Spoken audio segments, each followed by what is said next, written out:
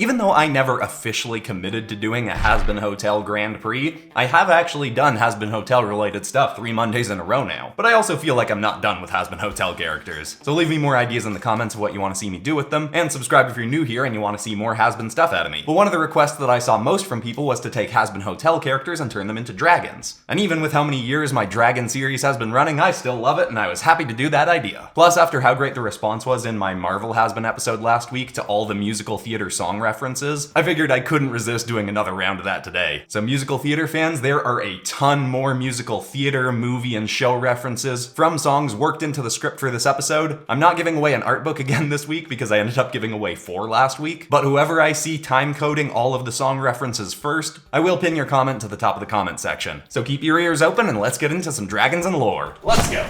Hit like if you want, subscribe if you feel like, but either way, enjoy the show.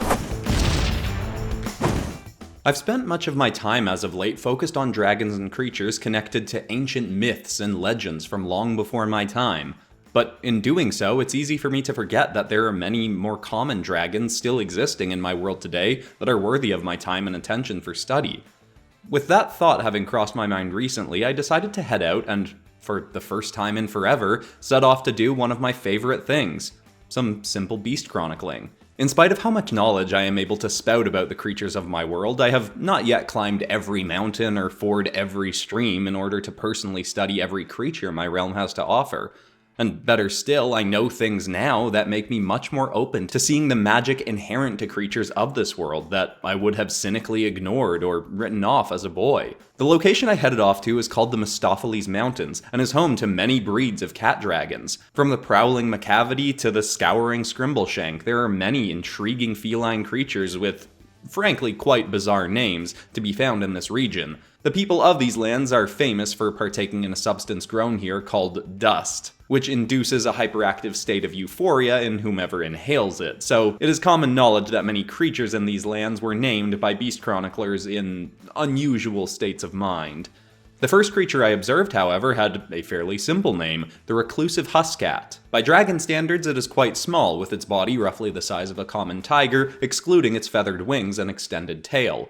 As the name suggests, they are quite reclusive in nature, keeping to themselves and largely staying away from humans, though they can be quite bold and take a gamble on attacking livestock in even large cities to get a meal.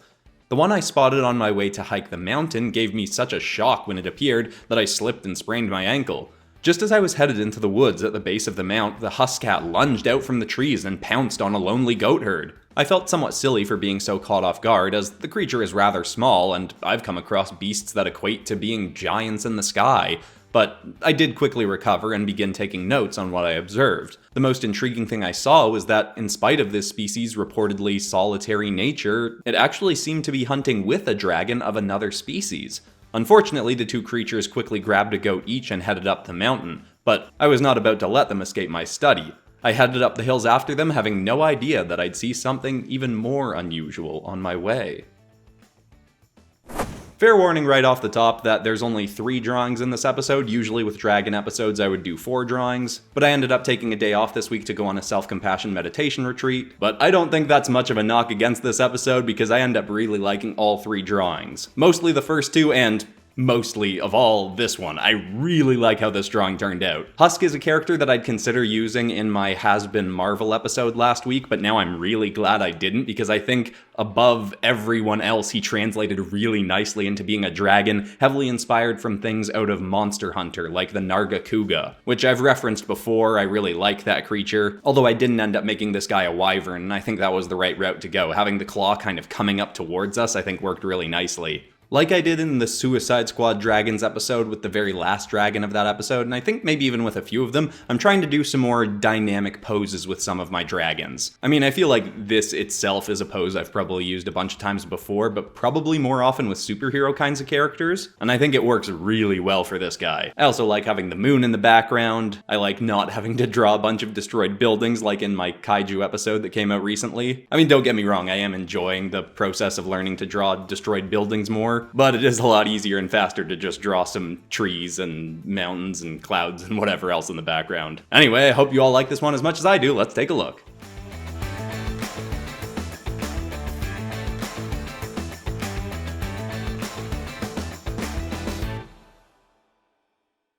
As I was climbing uphill, my ankle was still hurting from my fall earlier, but I ignored it and continued on up, in hopes of once more finding the two creatures. I kept climbing, and little did I know that when I was halfway to the top, a miracle would happen. Falling through the sky, nearly moving too fast to see, came a white and red dragon with a horned skull and a perpetual flame burning, hovering over its head. It was another that was small by dragon standards, not much larger than the reclusive Husk cat, but had 6 wings, far less fur than the previous beast, and immediately made me curious as to how I would have reacted upon seeing it in my younger years. This was the Luciferian sky star, once praised by Satanists of old who believed these creatures to be the earth and skybound representations of Lucifer, who they considered to be a benevolent bringer of light, not the cruel devil that many others would consider him to be. The flame on these creatures' heads were described as being able to shine brighter than the sun and illuminate the lands in the night as though it were day. Even in the time when they were praised by certain sects, they were incredibly rare, so seeing one now in this day and age was incredible. As the claims had stated, the flame on its head was not attached to any part of it, simply floating there. For the next 10 minutes, I simply watched as the creature circled the skies around the mountains, as though it were searching for something, though it didn't seem to be looking out of desperation, more as though in a playful way. Eventually, a sound across the mountainscape came, and was similar to the noises this creature was making, but softer and lighter. Promptly, the creature flew off in that direction and has me still wondering if this creature had offspring that it was looking for. Regardless of the myths around these creatures, it did not strike me as remotely hostile towards humans, as I am certain it saw me in its flight path and had no reaction. So I believe it would be nice to learn that this creature has been able to spawn more like it. While I saw no more of it on this venture, it would be nice to study its kind again in the future. I did also consider, though, that telling others in my world of this sighting may not be good for the creatures. They were actively hunted for quite some time by groups that wanted to discourage the worship of these dragons, so while I did note down the few things I observed and learned, I also thought perhaps nobody needs to know that I'd seen one and possibly heard a second. And as I continued on my hike to find the Husk cat and its potential ally, I thought about how, in my past, all I'd ever known was really how to write off any glimpse at the magic of my world I'd see, like the floating flame above this creature's head. In regards to the actual dragon, I said to myself, perhaps if I didn't believe in you, if my mind was still closed, I simply wouldn't have seen you at all. Now, I was very excited to do this dragon for a few reasons. One of them just from a design standpoint. I saw that Lucifer had both his regular form in the show and his more full demon form in the show, and I could pull design elements from both, give him 6 wings, which I knew would be a little bit irritating to draw all those wings, but I knew it would end up looking pretty cool. But more so because Lucifer in the show Hazbin Hotel is voiced by Jeremy Jordan, my favorite singer of all time, and in this lore I knew I could reference a whole bunch of his songs, or most specifically a bunch of songs from the last 5 years, which is one of my favorite movies of all time, stars Jeremy Jordan and Anna Kendrick, and it has my absolute favorite song of all time, Moving Too Fast. But anyway, I won't get too rambly into my musical theater love. In terms of the design for this guy, I knew I wanted to go with a bit more of a classic dragon kind of look. I think it ends up looking a little bit Wings of Fire-like, if you've seen those book covers. I mean, I've done an episode around it. I have some subscribers that are a big fan of it and are still hoping I'll do another episode around it. It is possible. I also did consider working this creature's lore in with our Hellboy dragon, because, you know, Lucifer, Hellboy, seemed like it could have fit well, but I ended up just kind of ignoring that. With this episode, I kind of wanted to go back to the roots of this series, where, like Tayron said earlier in this episode, he has kind of gotten into studying mythical, ancient dragons, and that's mostly the kind of stuff I've been writing like individual dragons. But for this, I wanted to go back to writing species of dragons, even though Lucifer could have made a pretty good example of a single entity kind of dragon. I'm still glad I went this route. Anyway, I don't like it quite as much as the first drawing, but I am very pleased with it, and I hope you all are as well.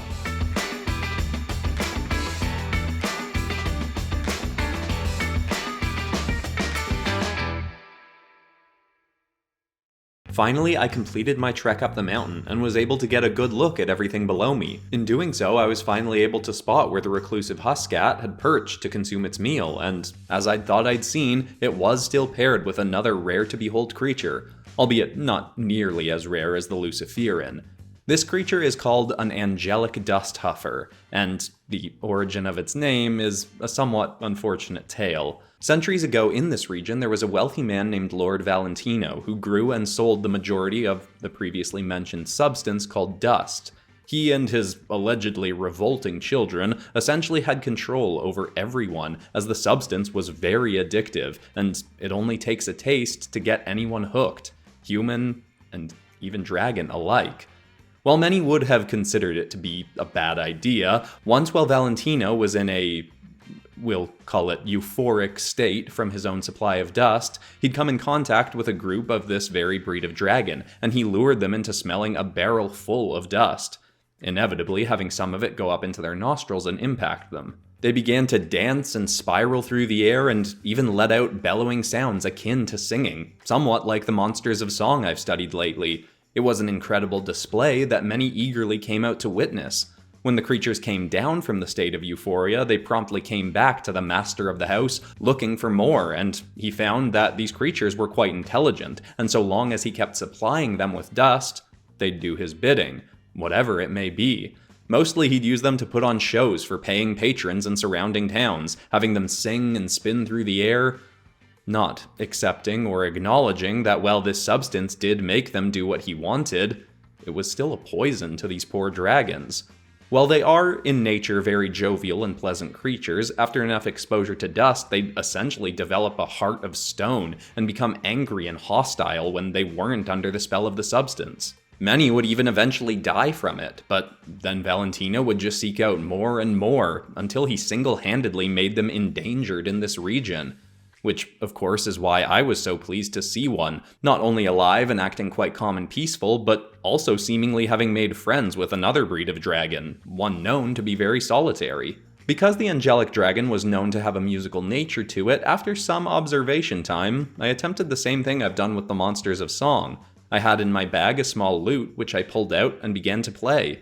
Though, I admit I was a bit rough at first and nearly scared off both creatures. Sometimes it is hard to be the bard. Using the lute on this journey, I didn't plan it, but was quickly grateful that I'd brought it along in that moment, as I eventually did get into the flow of a song. As I did, well, the Husk did not approach, the dust huffer did come over. It found a soft place to land and began opening up its wings, then let out some notes of its own in harmony with my tune. When I neared the end of my melody, the Husk had finished its meal and was heading off, and it was evident the angelic dragon intended to follow it.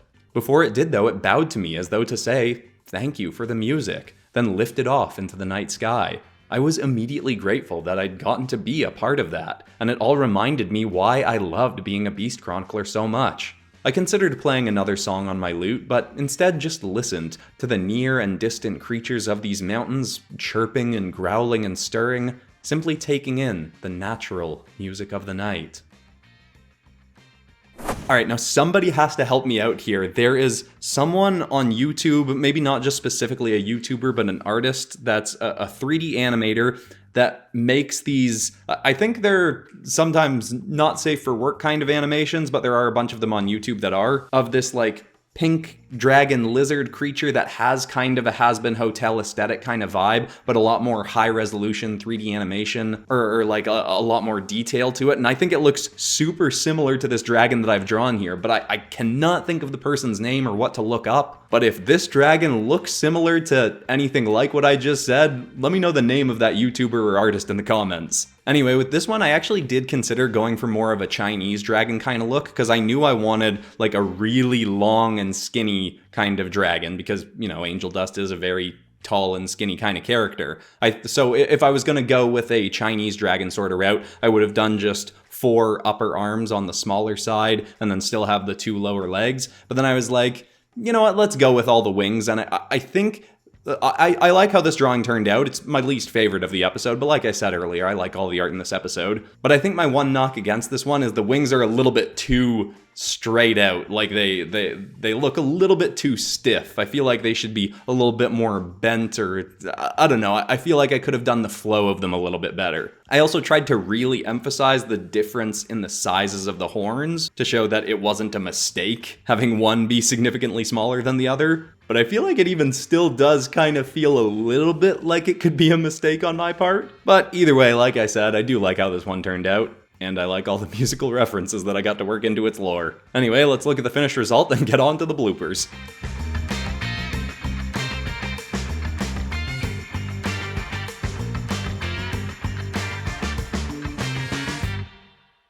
Just as I was headed into the woods at the base of the...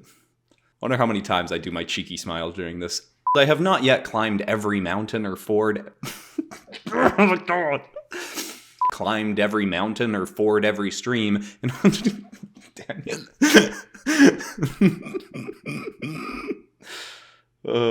My cheeky laugh is weird. It's my calling, baby, don't you cry, I'm falling down through the sky. Do I know any of Music of the Night?